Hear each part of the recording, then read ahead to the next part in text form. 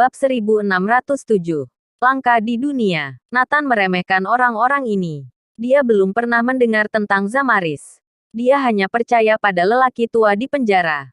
Siapa lagi yang bisa lebih baik dari dia? Mustahil. Selain itu, dia tidak memandang Zamaris. Apa? Saat Nathan mengatakan ini, para anggota Zamaris terkejut. Apa maksudnya? Memandang rendah mereka? Apa klan Taugesturk berani memandang rendah mereka? Tidak berani. Bagaimana bisa orang biasa berani mengucapkan kata-kata gila? Para tetua Zamaris terkejut oleh kata-kata Nathan. Talenta putriku sangat bagus. Yang menunjukkan penilaian kalian cukup bagus. Namun aku bisa melatihnya sendiri. Aku tidak mempercayai orang lain. Dan mereka tidak memenuhi syarat. Nathan berkata terus terang. Tapi kata-kata ini sangat menyinggung Zamaris. Apa maksudmu? Zamaris tidak memenuhi syarat. Terus terang, orang yang ingin menerima putrimu sebagai murid adalah pemimpin Zamaris kami. Dia adalah Master Mahatinggi Jagat Enam. Dia dapat memusnahkan klan Taugesturk hanya dengan satu jentikan jari. Tidak hanya itu, 4 tetua Zamaris, yaitu 4 Master Mahatinggi tingkat 4 juga akan bersama melatih putrimu. Ketika para tetua mengatakan ini, puluhan orang dari Zamaris yang datang bersama mereka bergidik dalam hati. Menakutkan. Terlalu menakutkan. Mereka berpikir yang menerima murid hanyalah salah satu dari tetua. Tidak disangka ternyata pemimpin Zamaris. Keempat tetua lainnya juga ingin mengajari semua yang mereka miliki. Ini artinya mereka menaruh masa depan seluruh Zamaris pada Nana. Jika kekuatan atau Master Mahatinggi lainnya mendengarnya, mereka mungkin akan menganga. Ini adalah kehormatan besar. Seluruh kekuatan Zamaris berkumpul untuk melatih seorang anak kecil. Hal ini langka di dunia. Namun di sisi lain, hal itu juga menunjukkan betapa menakutkannya talenta Nana. Aku tidak peduli seberapa tinggi pemimpinmu. Tetap saja dia tidak memenuhi syarat.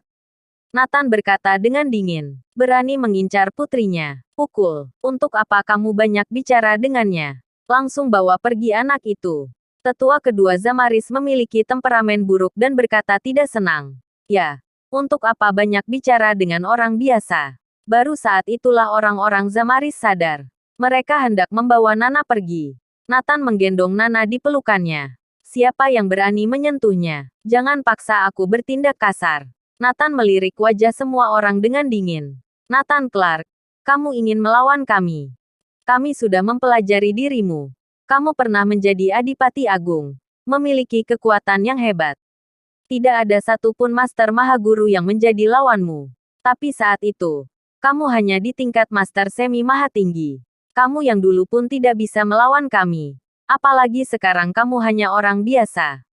Tetua ketiga Zamaris mencibir. Kalian bisa mencobanya. Nathan berdiri melawannya. Pengawal, tangkap dan bawa anak itu. Tetua kedua langsung memberi perintah. Tepat di saat perang akan terjadi, Kirana dan sekelompok besar orang berlari masuk. Di antaranya adalah Kaisar Suidan dan Kamerton. Hampir semua petinggi Wangsa Suidan datang. Ketika orang-orang ini datang, mereka semua berlutut di depan Zamaris. Ternyata legenda yang tercatat di buku kuno Wangsa Suidan semuanya berasal dari Zamaris. Bahkan sebagian besar warisan Wangsa Suidan adalah milik Zamaris. Zamaris adalah nenek moyang mereka. Sekarang ketika mereka mendengar bahwa Zamaris akan menerima Nana sebagai murid, semua orang bergegas datang. Nathan Clark, kenapa kamu menghadangnya? Nana diterima menjadi murid Zamaris merupakan kehormatan terbesar dalam hidupmu. Di masa depan, kamu dan Kirana akan sukses bersamanya. Bab 1608. Menyia-nyiakan talenta. Apa kamu mengerti sebuah kehormatan ibu dapat meningkat karena status anak? Nana adalah harapan Zamaris. Kalian juga akan menikmati berkahnya. Secara tidak langsung, kalian adalah orang Zamaris. Di era seperti ini bagai ikan menemukan air. Nenek membujuk semua orang. Tidak hanya orang tua Nana.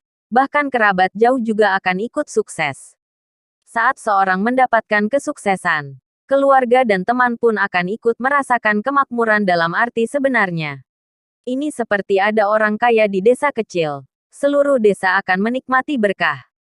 Hanya saja orang biasa kini digantikan oleh Master Mahatinggi. Oleh karena itu, keluarga Andersen dan Wang Sasuidan berharap agar Nana pergi ke Zamaris. Aku juga merasa ini hal yang bagus. Ya memang, talenta seperti Nana membutuhkan panggung yang lebih besar. Claudia dan Nora juga setuju bahwa Nana ikut orang-orang itu. Tentu saja mereka berbeda dari orang-orang itu. Orang-orang itu melakukannya untuk keuntungan diri sendiri. Namun, yang lain melakukannya demi kebaikan Nana. Nathan memandang Kirana. Kamu juga berpikir begitu? Kirana mengangguk. Ya, betul. Meskipun aku tidak rela. Namun Nana ditakdirkan tidak untuk menjadi orang biasa. Lebih baik memberi Nana masa depan yang cerah. Aku tahu level pelatihanmu sangat tinggi. Dalam waktu singkat kamu telah melatih kami menjadi master. Tapi talenta Nana terlalu tinggi. Kamu tidak boleh menyia-nyiakan sedikit pun. Sekarang Zamaris ingin mencurahkan seluruh sumber dayanya untuk melatih Nana. Aku pikir ini adalah panggung Nana. Petik 2. Ucapan Kirana membuat orang-orang Zamaris kagum. Ya, masih ada yang menggunakan logika. Tetua kedua memandang Nathan dan mencibir. Apa kamu mendengarnya? Nathan Clark. Bahkan istrimu mengatakan bahwa talenta anak ini sia-sia di tanganmu. Tidak peduli seberapa bagus pelatihanmu. Kamu tidak layak menjadi guru anak ini. Kirana menatap Nathan dengan ekspresi rumit. Maksud dia memang begitu. Semua orang berpikiran sama. Mereka semua merasa jika Nana terus dilatih oleh Nathan, talentanya akan sia-sia.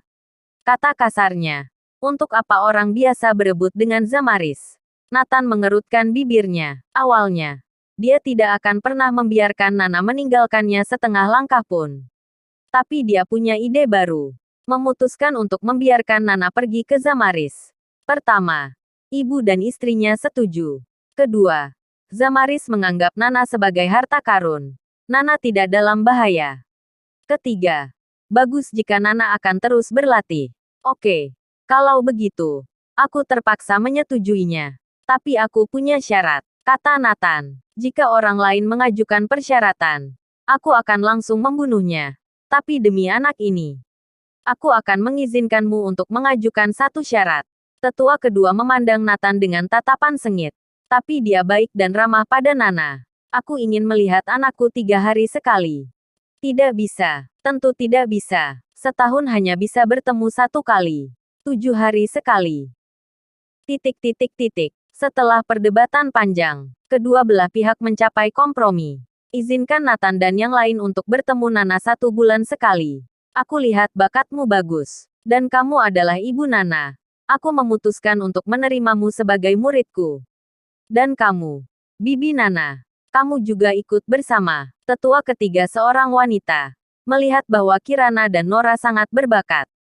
Langsung menerima keduanya. Pada akhirnya, keduanya resmi diterima sebagai murid.